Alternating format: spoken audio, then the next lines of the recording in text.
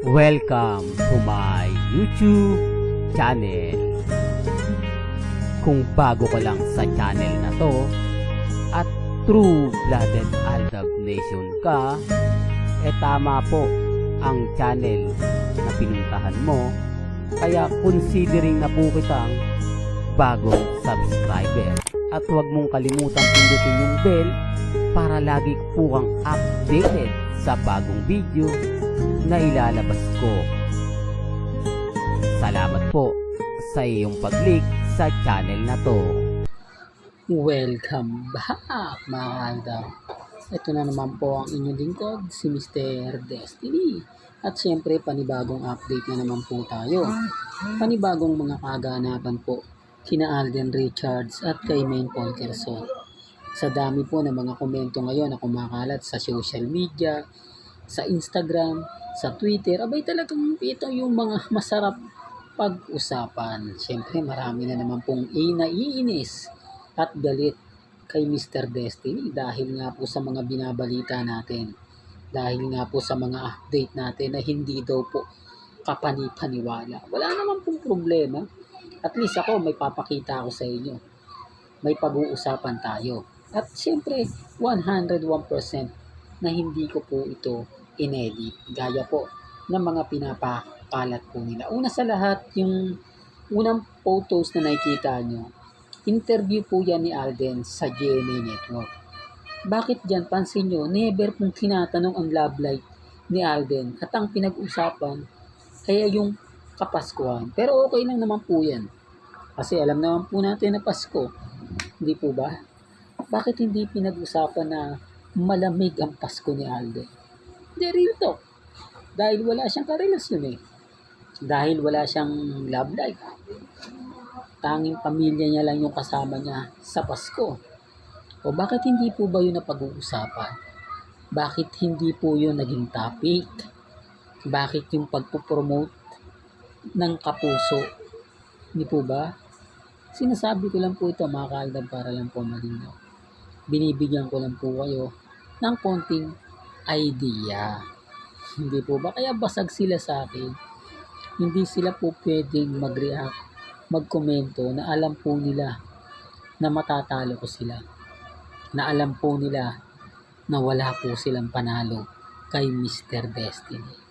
Real talk yan. Sinasabi ko lang buong katotohanan. Sinasabi ko lang po yung buong kwento at yung buong istorya. Sa ngayon kasi mga kaaldab, kampante po ako. Masaya. O ba? Siyempre, ito na po yung pag-uusapan natin. Ang photos at ang wedding ring ni Alden Richards. Pansin nyo dito po sa latest post ni Mengay. Oo, hindi niya pala post yan. Latest updates ni Mengay sa Itbulaga. Binalik ko na yung singsing. Pero pansin nyo, nawala yung isa. Di po ba yung malaki? Pinalitan nung fake. At yung isa po na nag-iisa sa wedding, sa palasingsingan ni Mengay o yung wedding ring, hindi niya tinanggal. Common sense na lang po. Bakit nga po ba yun ang hindi lagi tinatanggal ni Mengay? Bakit nga po ba never na tinatanggal ni Mengay yung totoong wedding ring? Kasi nga po mga kaaldab, may katotohanan yung mga sinasabi ni Mr. Destiny. Pero syempre, hindi natin pwedeng ipilit yan. Kaya nga po kung ito gumagawa ng paraan, kinukumbay natin isa-isa, pinapakita natin isa-isa. Hindi ko naman to malalaman, kundi rin naman po ako tinutulungan ng mga mamis, mga titas, mga senyor na talagang nagmamahal po sa pamilya Mendoza at sa pamilya Polkerson. No. Hindi tayo nag-iisa, gaya nga po ni Tita Jo, na tita ni Alden. Alam niya na kung magbabanggit siya ng babae, kung magbabanggit siya ng magiging karelasyon ni Alden, maraming kumbaga magre-react. Di po ba? Yung kay Catherine nga hindi pinansin eh. Hindi nga po pinag-usapan. Kaya nga po ako nagpapasensya na po kayo kung bakit ko nabanggit yan. Kasi sinasabi nila, ang pamilya daw ni Alden, botong-boto kay Catherine. Oh, ba't hindi man lang nabati man lang? Di po ba? Real talk mga kaaldab. Sabi ko sa inyo, sino mahalaga? Di po ba? Dito makikita nyo yung wedding ring na totoo. At yung wedding ring na pang-itbulaga lang. Di po ba? Hindi, real talk mga kaaldab.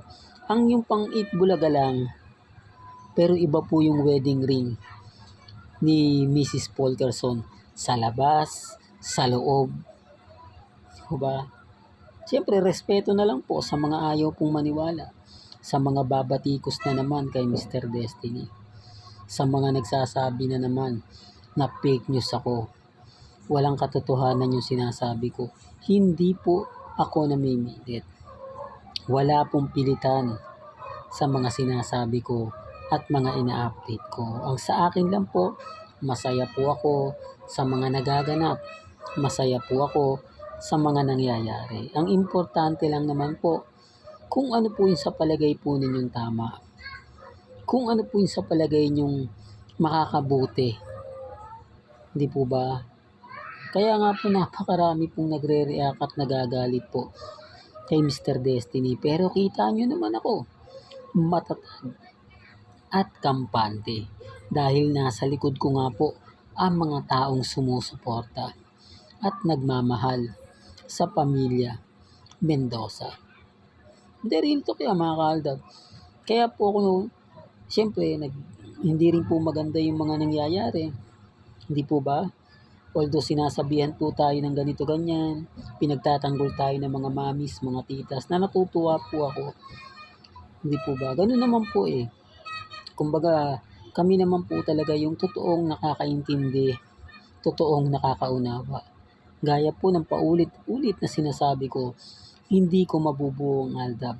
Hindi ko mabubuo ito sa tulong po ng mga taong nagmamahal din at sumusuporta kina Alden at kay Mengay. Kasi kung akin lang, tapos na eh. Di po ba?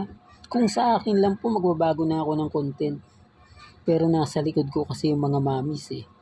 Sinasabihan nila ako na, ituloy mo lang, nandito naman kami sa likod mo eh. Handa ka namin suportahan hanggang sa huli. Kaya nga po, masaya po ako sa mga mamis, sa mga titas, sa mga senyor. Lalo na po yung mga nagmamahal, kina Alden at kay Mengay.